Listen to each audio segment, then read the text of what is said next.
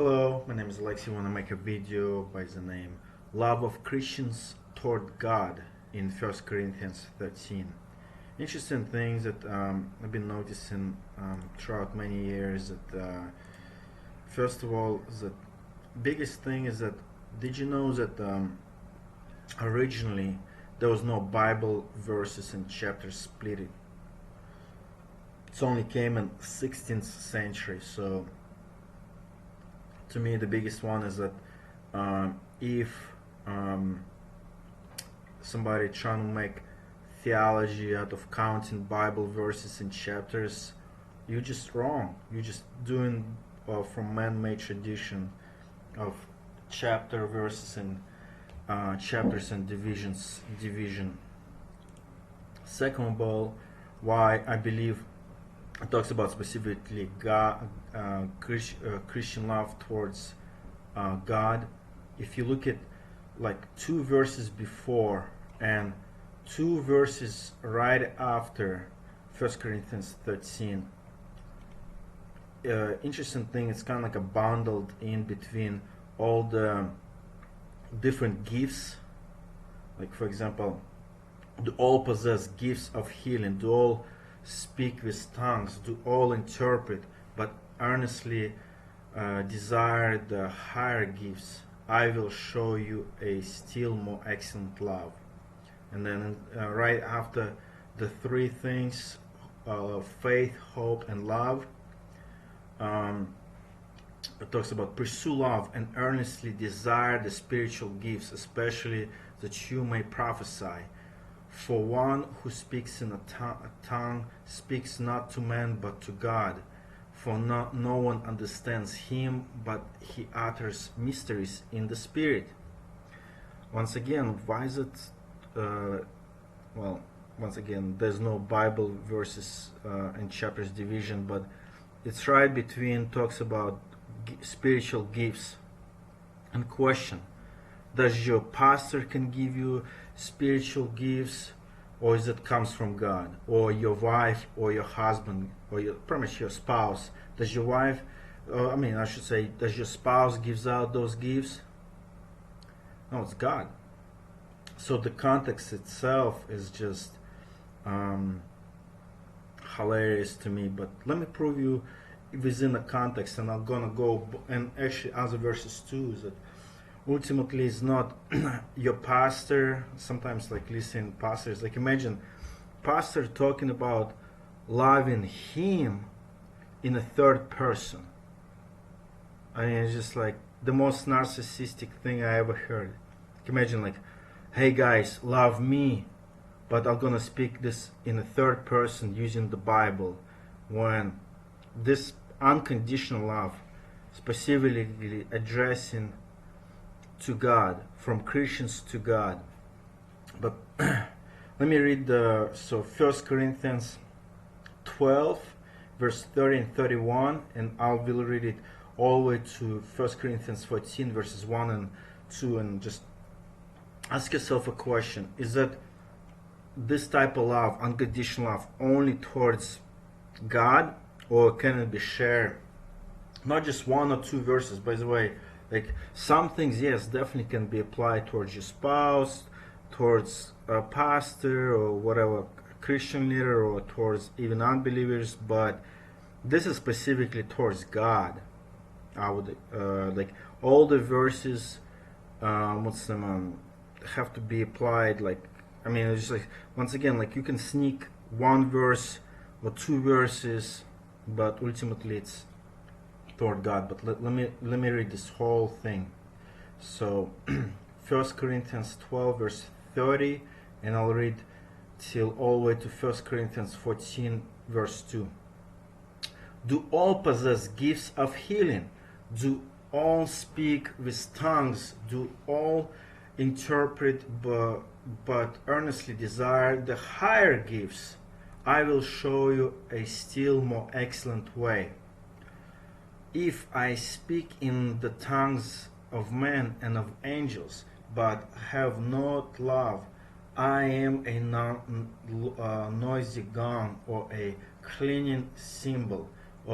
and if I have prophetic powers and understand all mysteries and all knowledge, and if I have all faith so as to remove mountains, but have not love, I am nothing.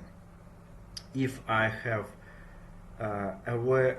if I give away all I have, and if I deliver up my body to be burned, but have not love, I gain nothing.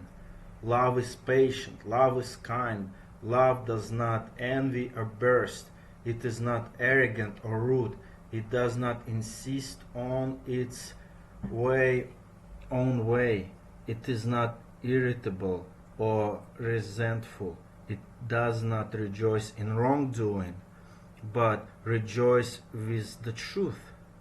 Love bears all things, love believes all things, hopes all things, endures all things. Love never ends. As for prophecies, they will pass away. As for tongues, they will cease. As for knowledge, it will pass away. For we know in part and we prophesy in part. But when the perfect comes, the partial will pass away. When I was a child, I spoke like a child, I thought like a child, I reasoned like a child. When I became a man, I gave up childish ways. For now we see in a mirror dimly, but then face to face. I know in part, that I shall know fully, even as I have been fully known. So now faith, hope, and love abides, those three, but the greatest of those is love. Pursue love and earnestly desire the spiritual gifts, especially that you may prophesy. For one who speaks in a tongue speaks not to man, but to God. For no one understands him, but he utters mysteries in the Spirit.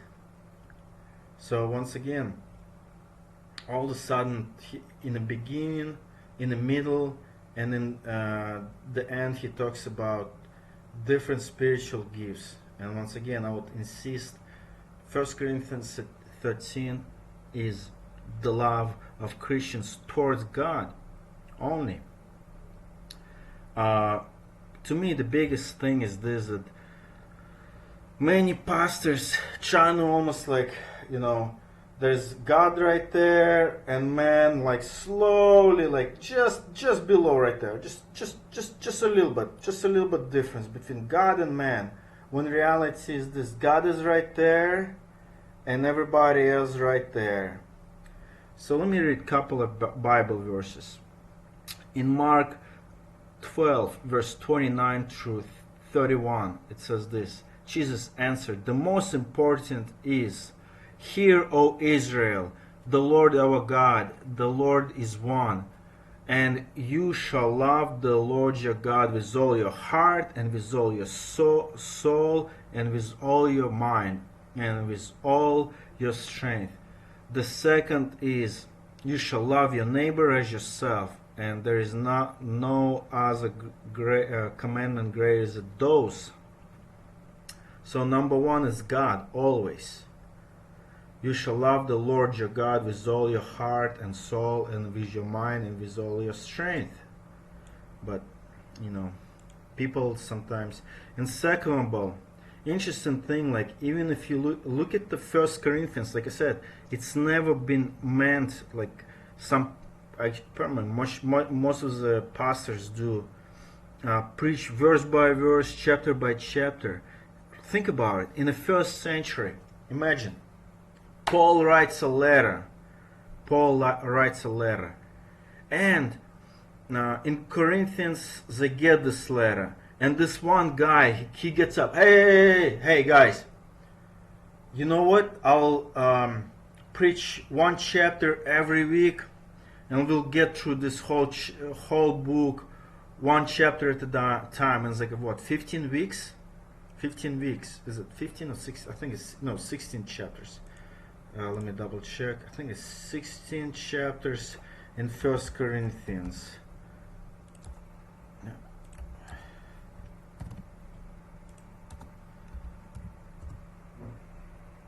Yes.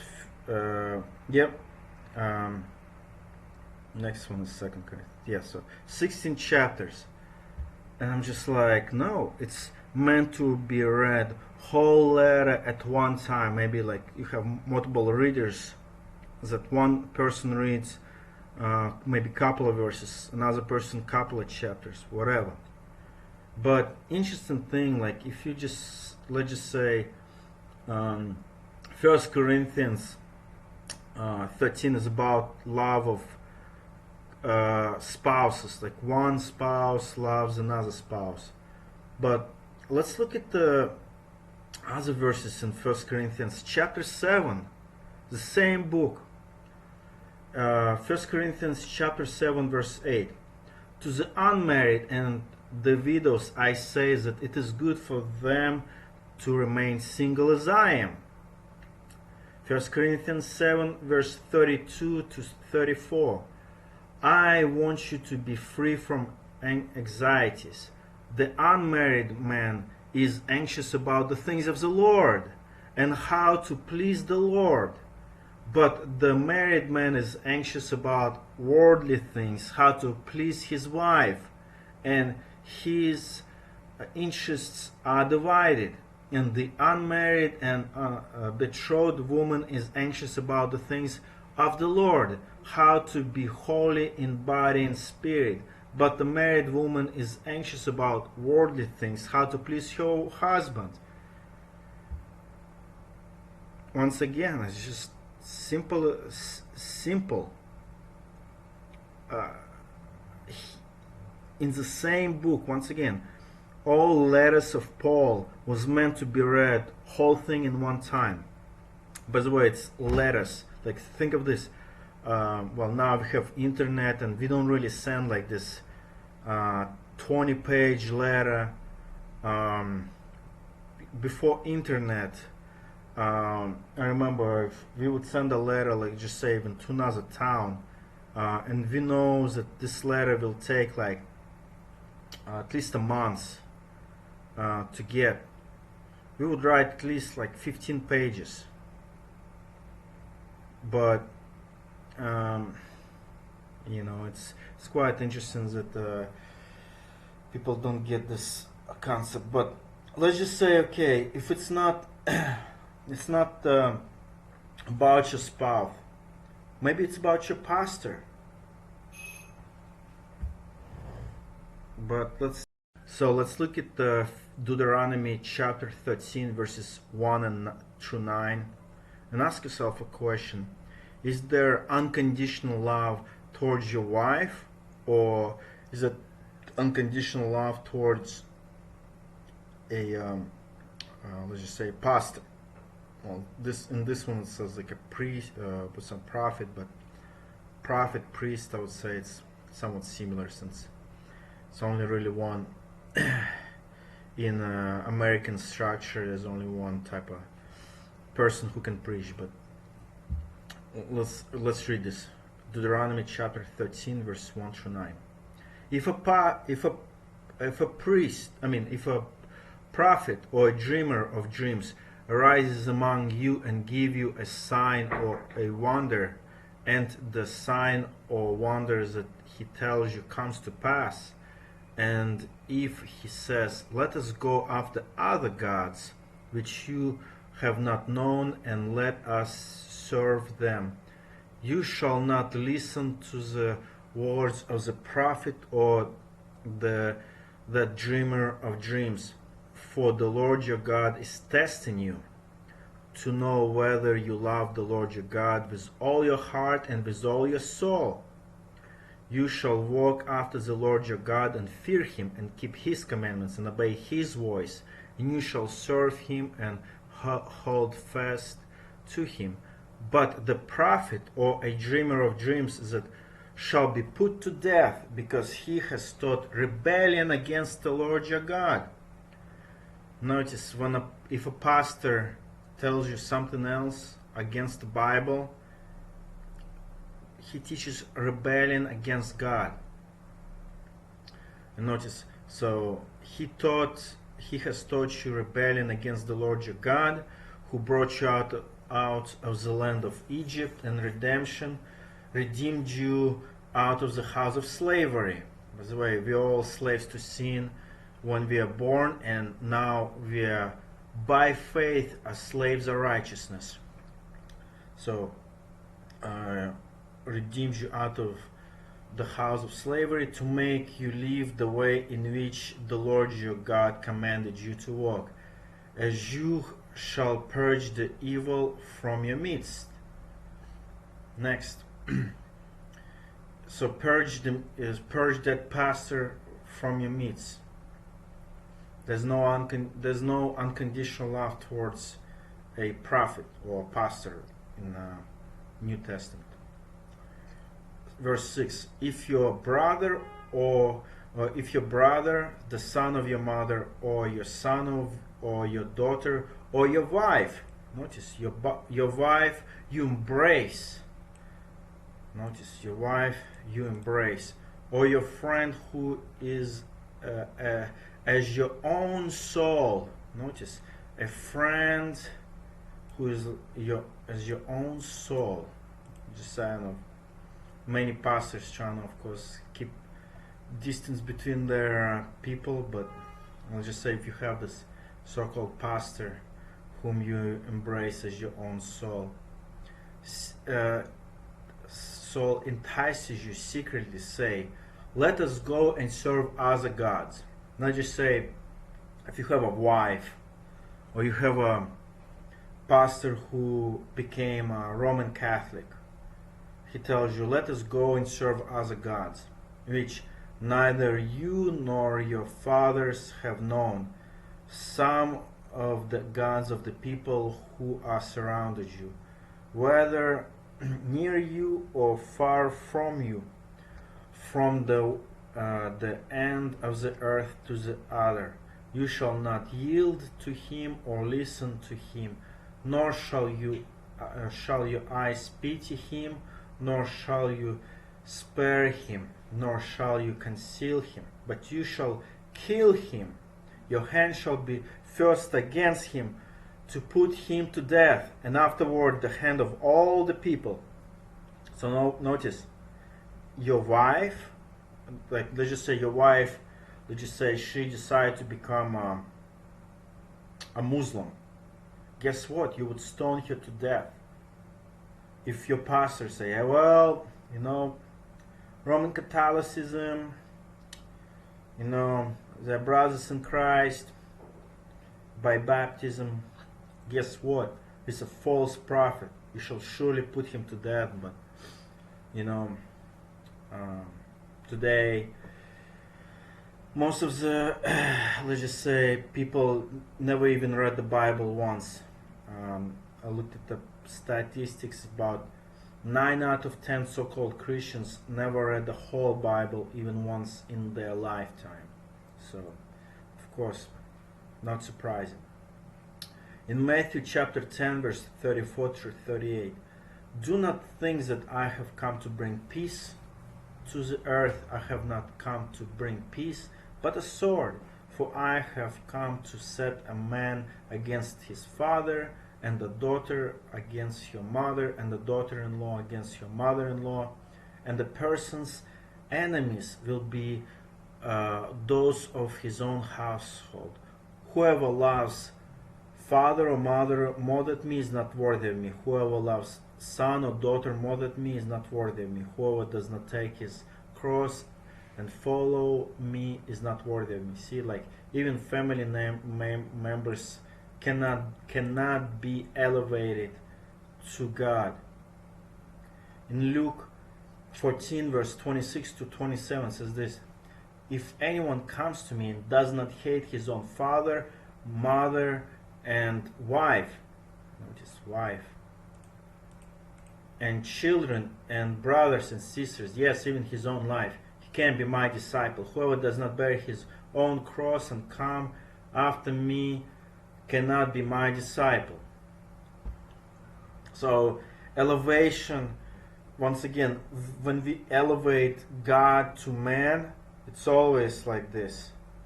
It's never God, even though the person is truly in Christ, like I'll show you in Galatians. Notice, Galatians chapter 1. We're not talking about some average pastor. No, we're talking about one of the 12.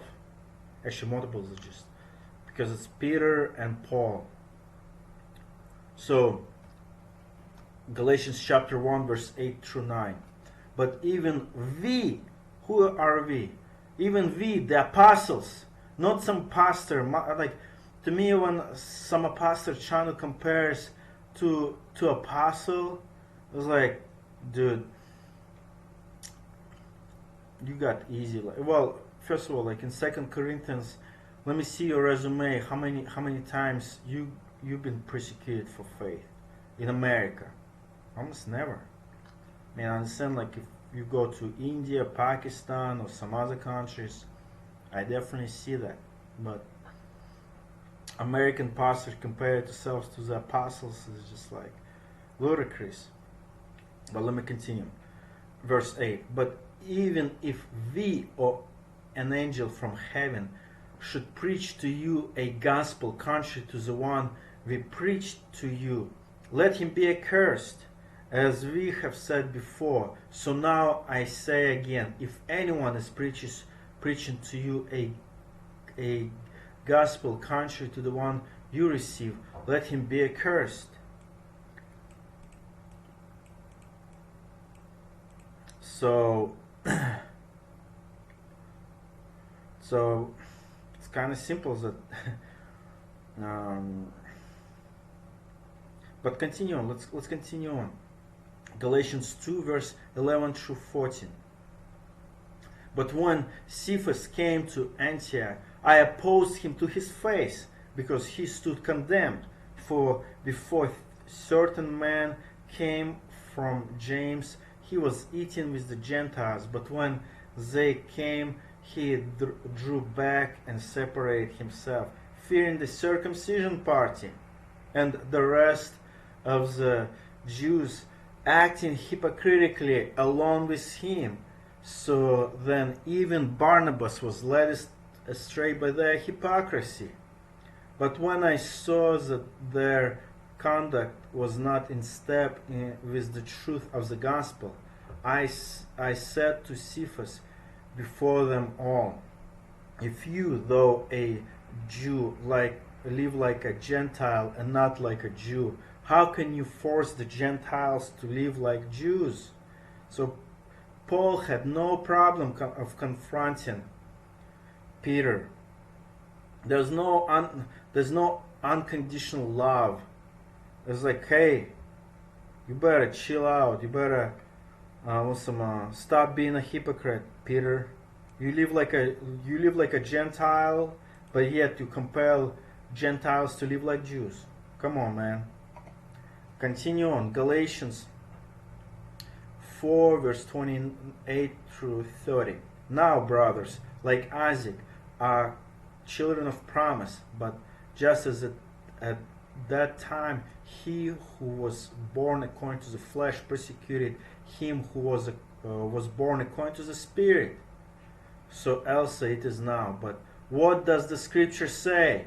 Cast out the slave woman and her son, for the son of the slave woman shall not inherit with the son of the free woman. He didn't say tolerate. The love tolerates all things. Love bears all things towards unbelievers and false converts. He didn't say that.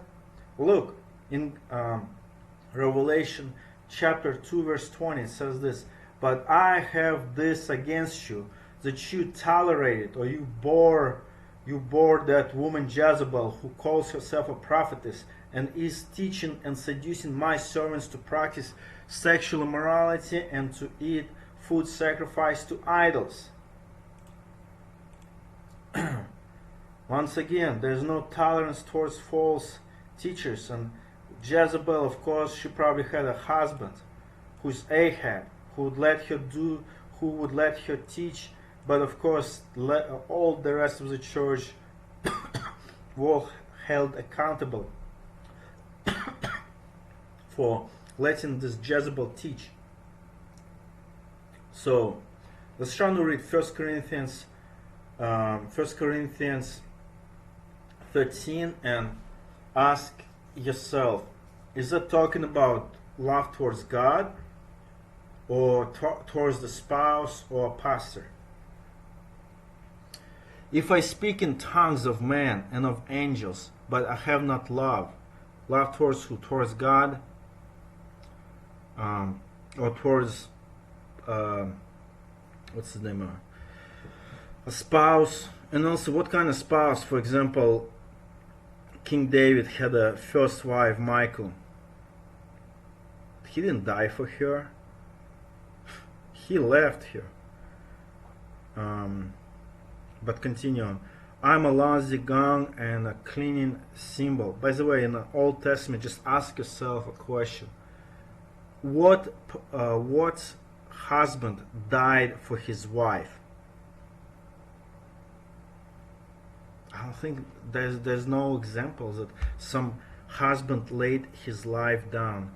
Solomon, for what woman? In Ecclesiastes, he saw only one man who feared God and no women fearing God in his kingdom, in the end of his life.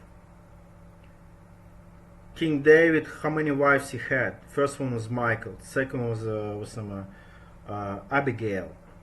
Did he die for any of them? No, he fled. When Absalom pursued him, his son pursued him, he left his women back in Jerusalem. Abraham. Wait. Did he lie to Egyptians that, hey, this is not my wife, this is my sister? Or Isaac? Did Isaac lay his life? No. Did Jacob lay? First of all, Isaac, Rebecca, and then you have Jacob, who became Israel. Jacob, which wife? Okay, he loved Rachel, but he pretty much kind of like hated what's her name? Rachel and her sister. What's his name? He had two wives, and then on top of this, each wife gave him a concubine or sex slave to have sex with them to produce more children. Anyway, I don't see any. But let's continue. Let's continue on. I'm a noisy gong and a cleaning cymbal. And if I have prophetic powers and understanding all mysteries and all knowledge. By the way, does all prophetic power and all understanding of mysteries and all knowledge come from your pastor or from your wife or from God? From God. So I don't see how you can especially twist verse 2 into your husband or your wife or your pastor. Continue on verse 2. And if I have all faith as to remove mountains, but I have not love, I am nothing. Remember, Christ talked about if you have faith just of a mustard seed, you can move mountains. Does the faith come from your wife or from your pastor or from God? From God. Verse 3. If I give away all I have, and if I deliver up my body to be burned, I have not love, I gain nothing. By the way, notice, if I give away all I have. Give away all I have to who? To pastor? To your wife? Jesus, one interesting thing, when a rich man encountered Jesus didn't say, hey, rich man, give all your stuff to me, or give, since he is the chief shepherd, or give all your money to sell your stuff and give all the money to to me or my apostles or to your own wife. No, he said, give it to the poor. Then continue, verse 3. If I deliver up my body to be burned, Jesus said, remember Lot's wife? Lot did not look back. Oh, my wife. Oh no, she became a pillar of salt. Oh no. Oh, I love you unconditionally, my wife. No, you love God. Once again, gave away all I have and for God. If Jesus commands you to give away all your stuff, give it away all your stuff. If I deliver my body to be burned, for who? For your wife? For your pastor? Or for God? Like many, many Anabaptists, Waldensians, Anabaptists was burned by Roman Catholics. Why? Because they love God, and sometimes their spouse, the priest, would tell about their true faith in Christ on them, and they would be burned to death. So would you be burned to death for your pastor? No, but have not love, I gain nothing. Verse 4, love is patient, love is kind. Like, notice, love is patient, love is kind. Like, yes, sometimes we can display towards even unbelievers our patience, our kindness, but ultimately it's God. Love does not envy or boast. It is not arrogant or rude. It does not insist on its own way. It is not irritable or resentful. By the way, James 5 verse 11, we count those blessings who endured. You have heard of the endurance of Job and have seen the outcome of the Lord's dealings, that the Lord is full of compassion and is merciful. Job endured many things, because even though some preachers may try to say, well, Satan did it. Yes, God gave power to Satan. Satan could not have done anything unless God gave power to Satan. But continue. Verse 10.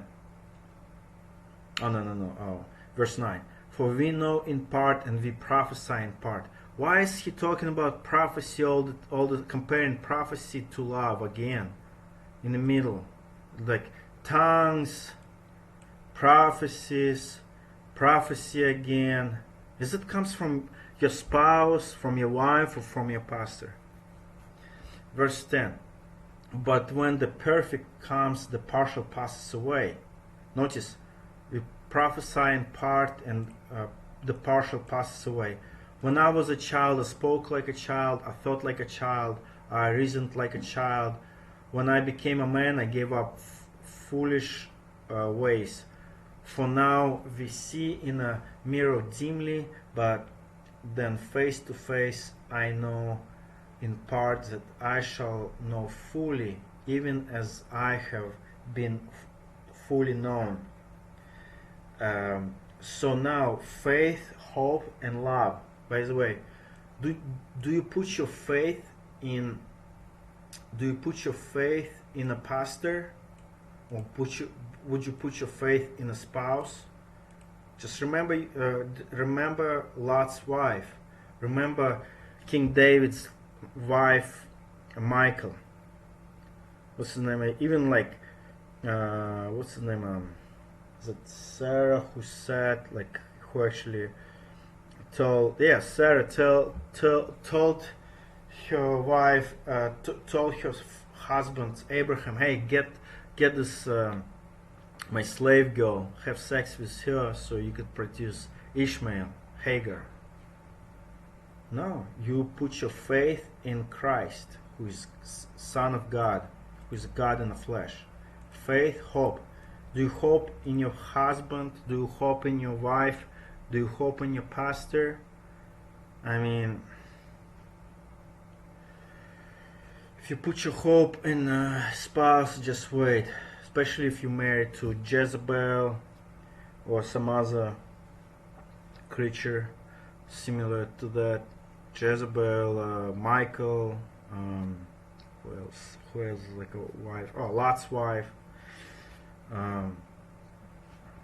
But anyway, so now faith, hope, and love abides those three. But the greatest of those is love. Pursue love and earnestly desire the spiritual gifts. Does the spiritual gifts come from your husband or your wife or from your pastor? I mean, like, notice, desire the spiritual gifts, especially that you may prophesy. For one who speaks in a tongue, tongue speaks.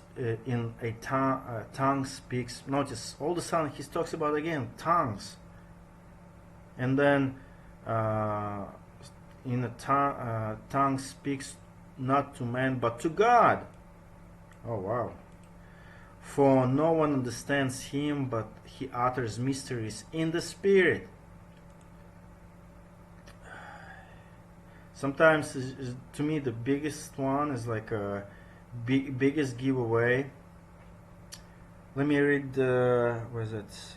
Love bears, believes. There we go. Love believes all things. Where is it? Love believes. Love believes. Where is it? All knowledge. Does not boast. It's not irrational. Where is it? Love believes all things.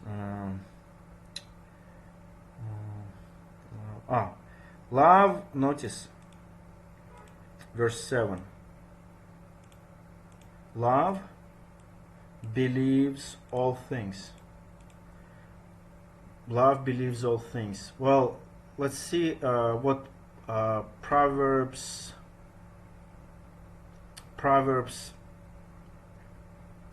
14 verse 15 says. The simple believes everything, but the prudent gives thoughts to his steps. And, you know, interesting thing, like if you look at that verse, Proverbs 14:15, look at the different translations. It's not just simple, it's sometimes it says simple, naive, simpleton, unexperienced. Do not, notice one translation, I don't know which one is it. Do not be stupid and believe all you hear. Fools believe every word they hear. A gullible person, fools, naive. A fool believes all things. But look at what does it say in. So it's either Bible contradicts itself, or this type of love, 1 Corinthians 13, talks about specifically God, what in His Word, like what in original Hebrew and original Greek, and of course Aramaic. It's like a book of Ezra written Aramaic. But the point is this: that love believes all things, and you have in Proverbs it says that the simple or the fool believes all things, but the prudent gives thoughts to his steps. And then interesting thing, like I was listening, even like you have to love even unbelievers. Like no, if you apply this love towards unbelievers, you will end up in big mess. Like especially like right now I'm in Albania, and was it 60% of them are Muslims. You're really gonna believe all things, especially unbelievers? Come on, really? Guess what? In other places says this. 1 John 2 verse 15 to 16. Do not love the world or the things in the world. If anyone loves the world, the love of a Father is not in him. For all that is in the world, the desire of the flesh, and desires of the eyes. Like you see, you want to buy it. The pride of life. The pride of life is not from the Father, but is from the world. I mean, look at the advertisements. Anywhere in the world, everybody wants to be rich. Everybody wants to live their best life now. It's not from the Father, but from the world. Then notice, John 7:7 says, "The world cannot hate you, but it hates me because I testify about it, that its works are evil." Guess what? We do not tolerate evil, especially within the church, but some pastors, of course, and they do evil in the church, and since they're like a mini pope, since I guess in American Protestants, that's the system that we have this one mini pope who teaches every Sunday. There's no nobody else can speak unless, of course, you've been approved by him. So you have this mini pope. Of course, you gotta tolerate him. Then you have this John 13 verse 34 to 35. "A new commandment I give you, that you love one another. Just as I have loved you, you also are to love one another. By this all people will know that you are my disciples, if you love one another." Once again, we should love other Christians. That should be our priority. I'll give you an example. If you have extra $100, whom would you give? A homeless person in the street, or actually a needy person within the church? And I'm not talking about pastors. Many pastors live way far from food and clothing, drink and water. But of course, it should be our brothers and sisters who are suffering. And notice in John 15:18 and let's just say 19, it says this: "If the world hates you, know that it has hated me before it hated you. If you were of the world, the world would love you as its own. But because you are not of this world, I chose you out of the world. Therefore the world hates you." Who is the world in well, it's a group of cosmos in Greek. It's just a group of people. I would say group of unbelievers hate you. Depending on the context, the world, whatever meaning of the world is, like for example, I would say John 3:16, I would say, "For this is how God loved the world, that he gave his only begotten son," or I should say only same nature son, that for God so loved the group of people who believe upon Jesus, not just some other people like who will never come to faith to Christ. But if Father gave you to the Son before foundation of the world, you will come to Christ because he will draw you to himself, and no one can pluck you out of his hand. But the point is this: the world hates you. If the group of unbelievers will hate you, but you still gotta love them. 1 Corinthians 13. Come on, guys. I mean, that's the most stupid thing I ever heard.